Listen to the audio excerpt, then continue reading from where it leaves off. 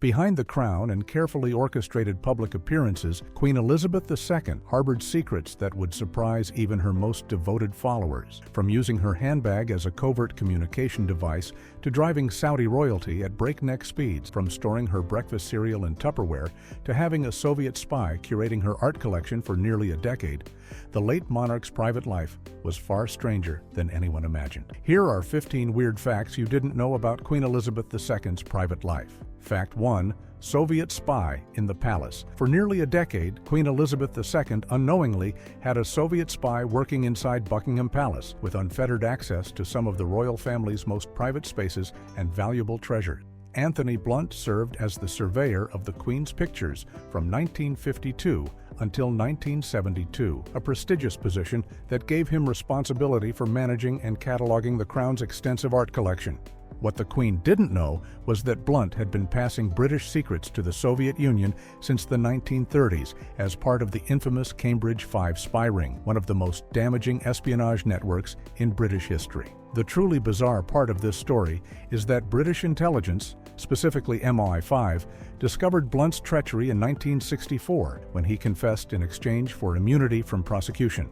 However, they deliberately chose not to inform the Queen about her art curator's double life. For 9 long years, Blunt continued working in the royal household, while the monarch remained completely unaware that one of her trusted advisors had betrayed his country. MI5 officials apparently decided that keeping the Queen in the dark was preferable to the potential scandal and embarrassment of revealing that a Soviet agent had been operating at the heart of the royal establishment. The truth finally came out in 1973 when MI5 quietly informed the palace, and Blunt was allowed to retire with his knighthood intact. His espionage activities didn't become public knowledge until 1979, when Prime Minister Margaret Thatcher revealed his identity to Parliament. Only then was Blunt stripped of his knighthood. The Queen's reaction to learning she'd employed a Soviet spy for 2 decades has never been publicly disclosed, but according to palace insiders, she was reportedly furious not just about Blunt's betrayal, but about the fact that her own intelligence services had kept her in the dark for so many years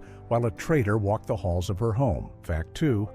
Cereal from Tupperware containers. When you think of the Queen of England having breakfast, you might picture silver serving trays, fine china bowls, and white-gloved staff presenting her with an elaborate morning meal. But the reality of Queen Elizabeth II's breakfast routine was surprisingly ordinary in one very specific way. Every single morning, the Queen would walk over to a sideboard in her private dining room and personally serve herself cereal from plastic Tupperware containers, just like millions of regular people do in their own kitchens. This wasn't some kind of eccentric royal quirk or a one-time thing either. Former royal chef Darren McGrady, who worked at Buckingham Palace for 15 years, revealed that the Queen had a very particular system for her morning cereal. She kept her Special K and cornflakes stored in airtight Tupperware containers because she genuinely believed it kept them fresher and crispier than leaving them in their original cardboard boxes. The Queen would pour her own serving into a bowl, add milk, and eat it herself without any assistance from the palace staff. What makes this fact even more amusing is the context. Queen Elizabeth II had a team of 20 royal chefs working in the palace kitchens at any given time, ready to prepare absolutely anything she desired. These were some of the most skilled culinary professionals in Britain, trained to create elaborate multi-course meals for state dinners and royal banquets. Yet, when it came to her private breakfast, the Queen preferred to do this one simple task completely on her own, using basic plastic food storage containers that anyone could buy at a regular store. The Tupperware detail really highlights how the Queen maintained certain down-to-earth habits despite living in unimaginable luxury. She didn't need anyone to pour cereal for her, and she certainly had her own opinions about the proper way to store it. It's one of those small human moments that reminds us that even someone who lived in a palace and wore a crown still cared about keeping her cornflakes crunchy. Fact 3. Secret handbag signal system. Queen Elizabeth II carried her handbag everywhere she went, and while most people assumed it was simply a fashion accessory or a place to store her personal items, the reality was far more fascinating. The Queen's iconic Launer handbag actually functioned as a sophisticated communication device, allowing her to send silent coded messages to her staff without ever having to speak a word or break her composure in public. The signals were remarkably simple, but incredibly effective. When the Queen wanted to politely end a conversation with someone at an event or reception, she would smoothly switch her handbag from one arm to the other, and her ladies-in-waiting would immediately recognize this as their cue to intervene and rescue her from the interaction. If she placed her handbag on a table during a dinner or meeting, this meant she wanted to leave within the next 5 minutes, giving her staff enough time to prepare her exit and make the necessary arrangements. Perhaps the most dramatic signal involved the Queen actually dropping her handbag on the floor, which served as an emergency code that meant she needed to be extracted from the situation immediately. Royal historian Hugo Vickers confirmed these secret signals were widely known among palace staff and close royal watchers, though the Queen herself never publicly acknowledged the system. Her personal assistant and senior dresser, Angela Kelly, also hinted at the handbag's importance in her memoir, noting that the Queen was never without it during public engagements. The Launer brand, particularly the black patent Traviata style, became so synonymous with the Queen that she owned more than 200 of them throughout her lifetime, each one serving double duty as both a fashion statement and a discreet communication tool that allowed her to maintain control over her schedule without ever appearing rude or uncomfortable in front of guests and dignitaries.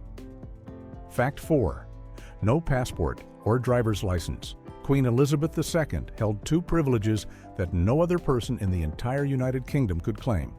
She traveled the world without a passport and drove on British roads without a driver's license, and both exemptions were completely legal. This wasn't just some quirky royal perk written into modern law, but rather a logical consequence of how British government documents actually work. Every British passport is issued in the name of Her Majesty, with the document explicitly stating that the bearer is traveling under the Queen's request and protection. Since Queen Elizabeth was the one granting that authority, she couldn't very well issue a passport to herself. The same principle applied to her driver's license. All driving licenses in the United Kingdom are issued in the monarch's name, making it technically impossible for her to grant one to herself. It would be like signing your own permission slip, except on a constitutional level. This meant that from her coronation in 1953 until her death in 2022, the Queen traveled to over 100 countries across 6 continents without ever showing a passport at customs. Immigration officials around the world simply had to recognize her face, though her security details certainly carried documentation proving her identity. Meanwhile, other members of the royal family, including Prince Philip, Prince Charles, and Prince William, all carried standard British passports and needed them for international travel, just like any other citizen. The driving situation was equally unusual. Queen Elizabeth was a skilled driver who learned to operate and maintain military vehicles during World War II as a mechanic in the Women's Auxiliary Territorial Service. She continued driving well into her 90s, frequently taking the wheel of her Range Rover around her private estates at Balmoral and Sandringham. She never needed to take a driving test, renew a license, or worry about traffic violations on private royal property. However, she did follow traffic laws when driving on public roads, even though technically she was the only person in Britain who could legally ignore them without consequence. Fact 5. Prince Philip called her cabbage. Among all the formal titles and ceremonial addresses that came with being Queen of England, Elizabeth II had one nickname that stood out as surprisingly down-to-earth and oddly endearing. Prince Philip, her husband of 73 years, affectionately called her cabbage in their private moments together, a term that seems bizarre at first, but actually carries a touch of French romance when you understand its origins. The nickname wasn't meant to compare the Queen to an actual vegetable sitting in a garden patch. Instead, it came from the French phrase mon petit chou, which literally translates to my little cabbage in English. But in French culture, it's actually a sweet term of endearment. The phrase is short for mon petit chou à la crème, which means my little cream puff, or my little pastry puff, referring to a delicate French dessert. Over time, French speakers shortened it to just mon petit chou, and it became one of the most common pet names used between romantic partners in France, similar to how English speakers might say honey or sweetheart. Prince Philip, who was known for his sharp wit and sometimes irreverent sense of humor, adapted this French expression into English, calling his wife cabbage as his own private term of affection. The nickname was revealed to the public through various royal biographers and insiders who had witnessed the couple's private interactions over the decades. It perfectly captured the dynamic between them, showing that behind the formal state dinners and official royal duties, they maintained a playful and genuinely affectionate relationship that lasted from their marriage in 1947 until Philip's death in 2021. The fact that Philip chose such an unconventional and slightly absurd-sounding nickname for the most powerful woman in Britain reveals the comfortable intimacy they shared away from the public eye. Fact 6. Bedroom intruder sat on her bed. On the morning of July 9, 1982, Queen Elizabeth II woke up to find a stranger sitting at the foot of her bed, holding a piece of broken glass. The intruder was a 31-year-old unemployed man named Michael Fagan, who had somehow managed to breach what was supposed to be one of the most secure buildings in the entire United Kingdom. Fagan had actually broken into Buckingham Palace twice that summer, but it was this second intrusion that brought him face to face with the monarch herself.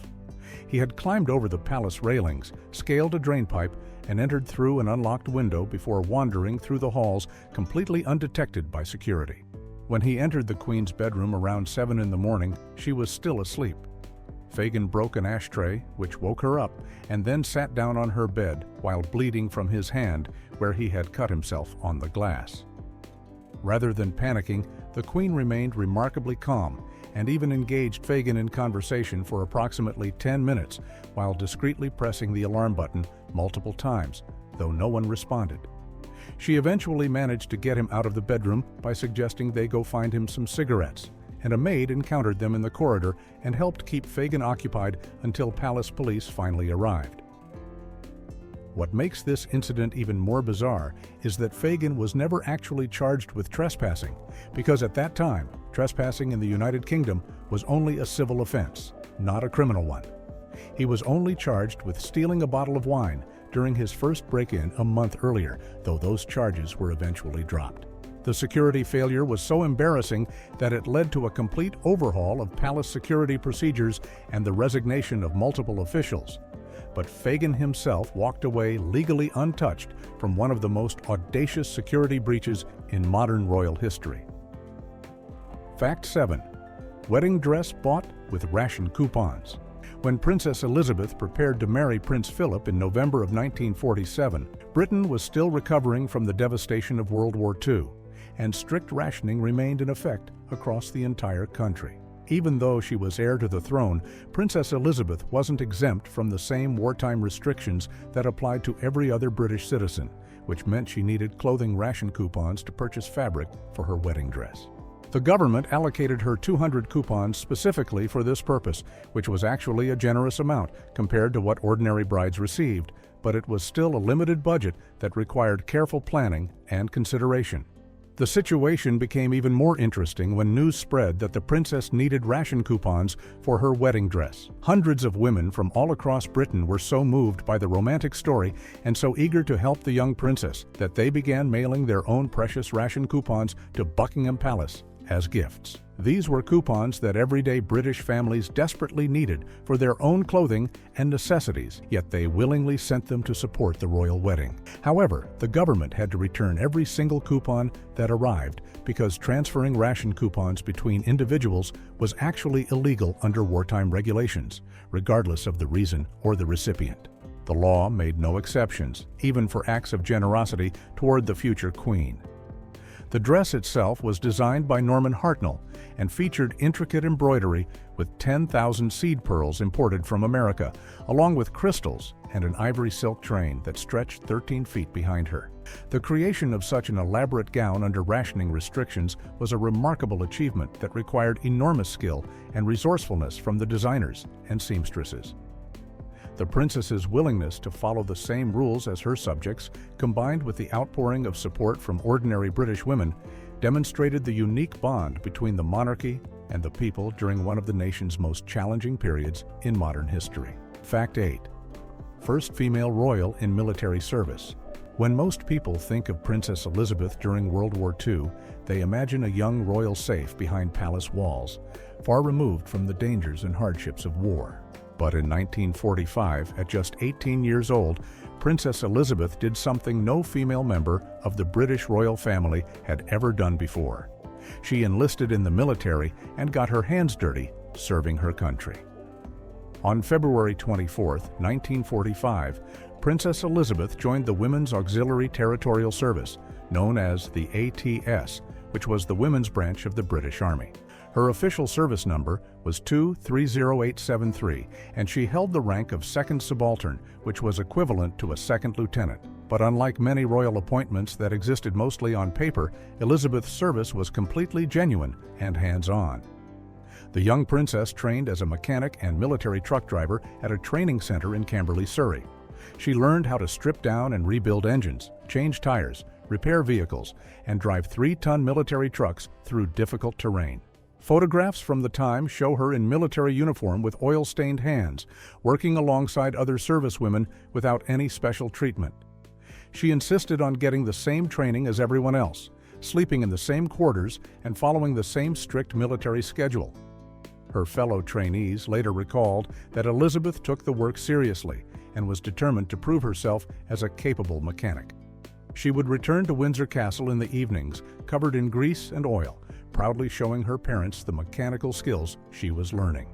King George VI was reportedly moved by his daughter's dedication to serving, even though he could have easily kept her away from any form of military duty. By the time the war ended in May 1945, Princess Elizabeth had reached the rank of junior commander, equivalent to a captain. She remains the only female member of the British royal family to have served as a full-time active member of the armed forces, making her military service during World War II a truly unique chapter in royal history. Fact 9. Owns all UK dolphins and whales. Here's something that sounds like it came straight out of a medieval fantasy novel, except it's completely real. Queen Elizabeth II technically owned every single whale, dolphin, sturgeon, and porpoise in British waters. This bizarre arrangement wasn't some quirky modern invention either. It dates back to the year 1324, when King Edward II issued a statute declaring these creatures to be fishes royal, meaning they belong to the crown. The original law specified that any of these animals captured within 3 miles of the United Kingdom's shores automatically became property of the reigning monarch, and this statute remained legally valid all the way through Queen Elizabeth's 70-year reign. Now, you might be wondering why a medieval king would suddenly decide he owned all the whales and dolphins in the ocean, and the answer is surprisingly practical for the time. In the 14th century, these massive sea creatures were incredibly valuable resources.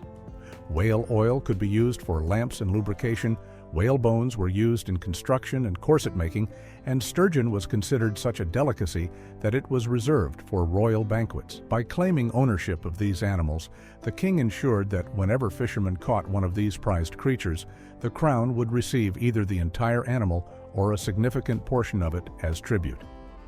In practice, Queen Elizabeth didn't actually go around collecting beached whales or demanding that fishermen hand over dolphins they accidentally caught in their nets.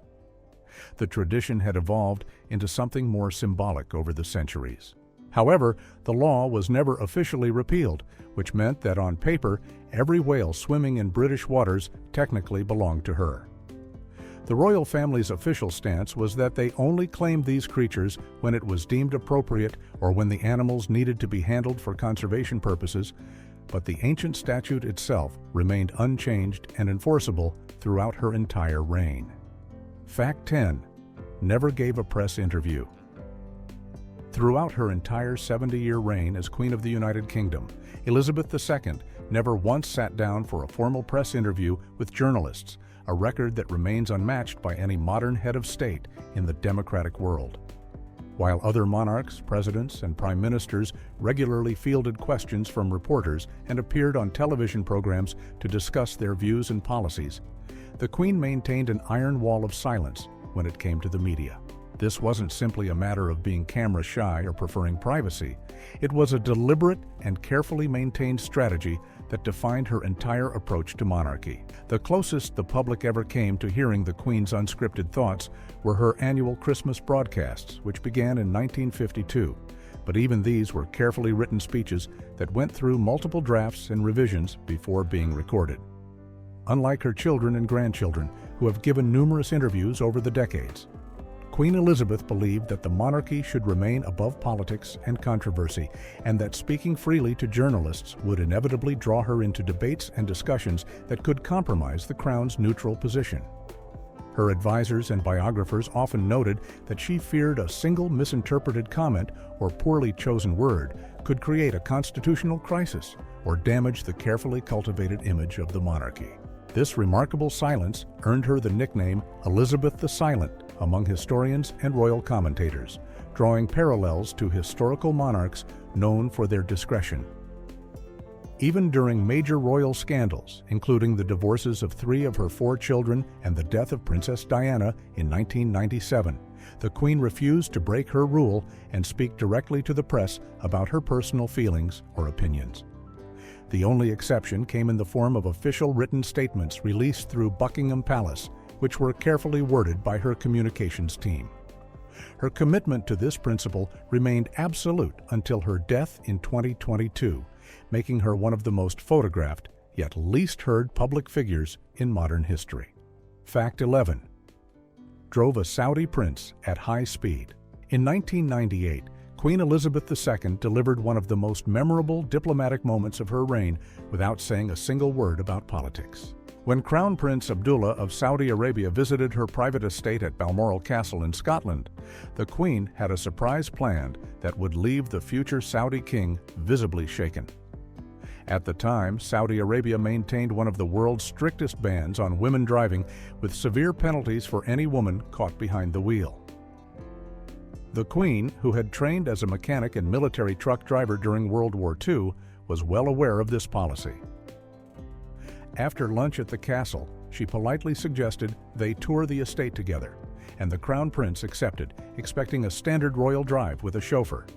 Instead, the Queen walked directly to the driver's seat of her Land Rover and gestured for Abdullah to get in. According to Sir Sherard Cowper-Coles, the British ambassador to Saudi Arabia who witnessed the encounter, the Crown Prince's interpreter became extremely nervous as soon as the Queen started the engine. What happened next became the stuff of royal legend. The Queen accelerated through the narrow Scottish estate roads at considerable speed, navigating sharp turns and steep hills with the confidence of someone who had been driving for over 50 years. Through his interpreter, Crown Prince Abdullah reportedly kept asking the Queen to slow down and pay more attention to the road. She responded to his concerns by talking continuously while keeping her eyes off the road to maintain eye contact with her passenger, all while maintaining her brisk pace through the countryside.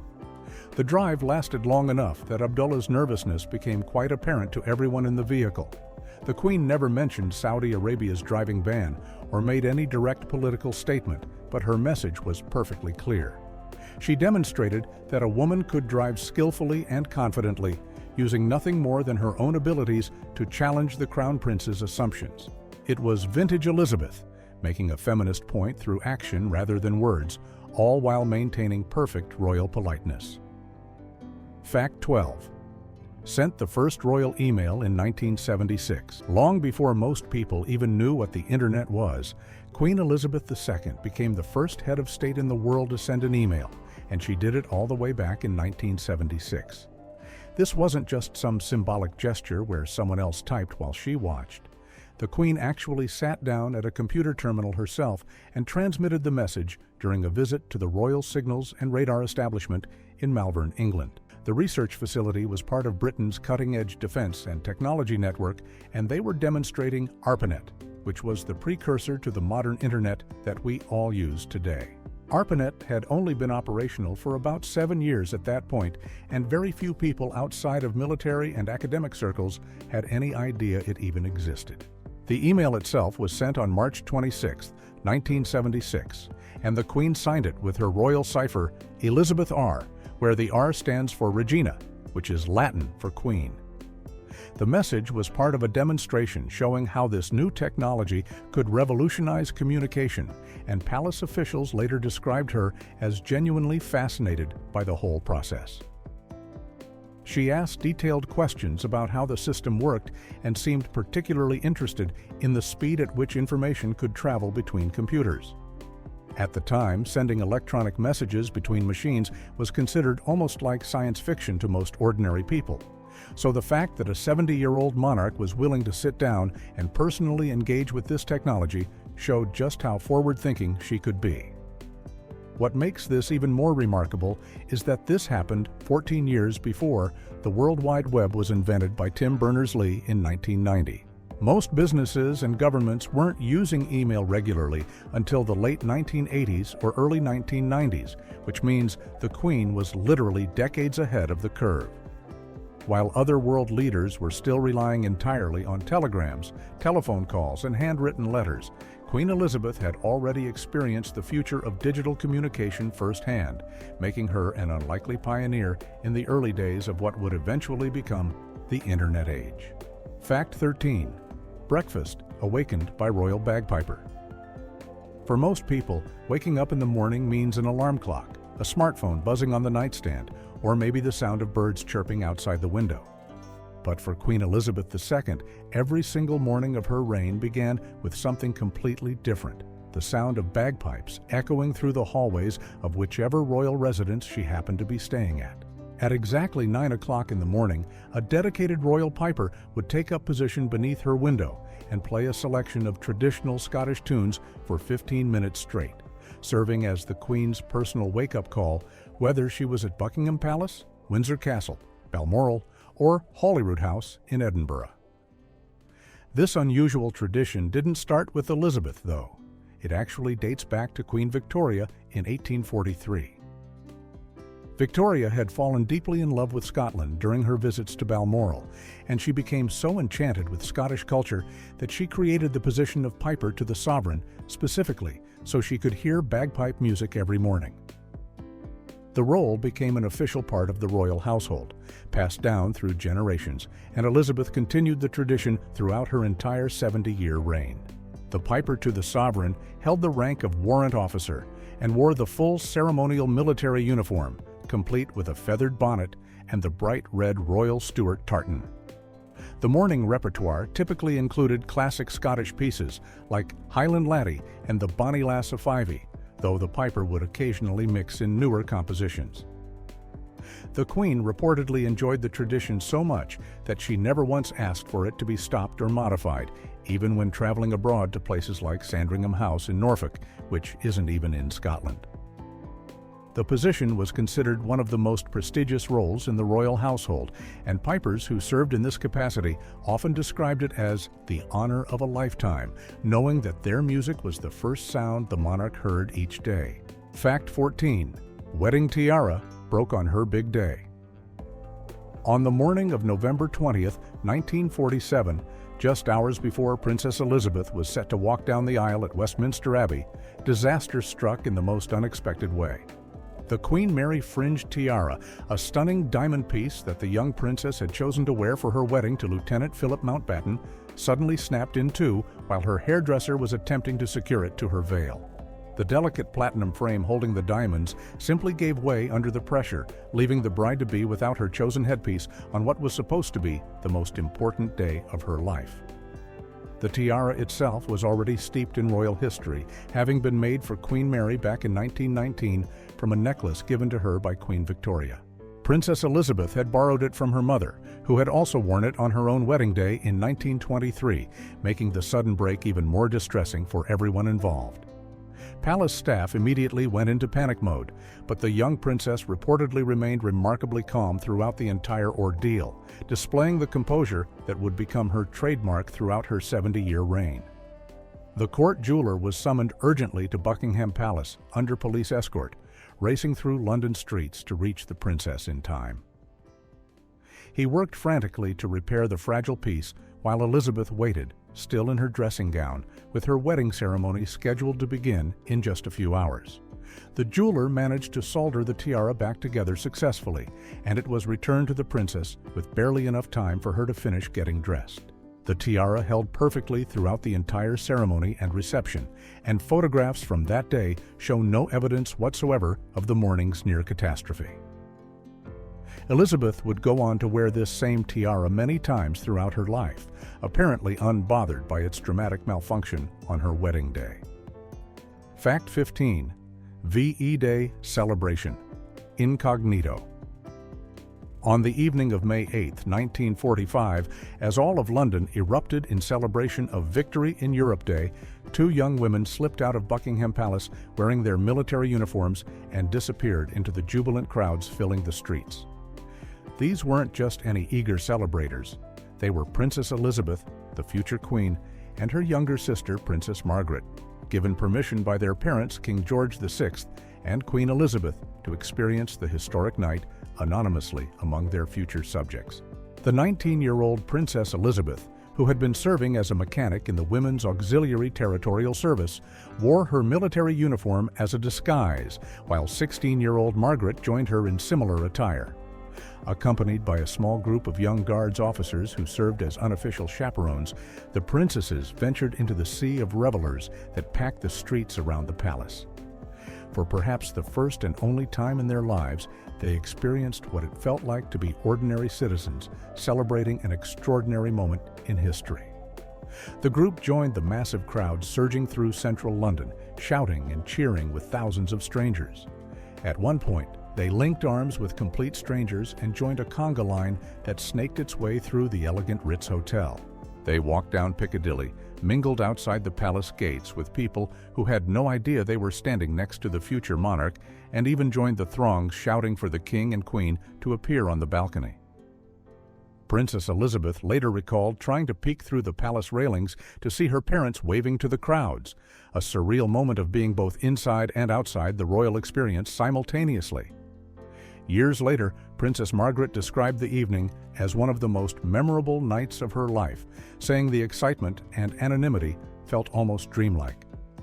Elizabeth herself rarely spoke publicly about the adventure, but in a rare radio interview in 1985, she described it as one of the most remarkable nights of her life, saying they were terrified of being recognized but desperate to share in the people's joy.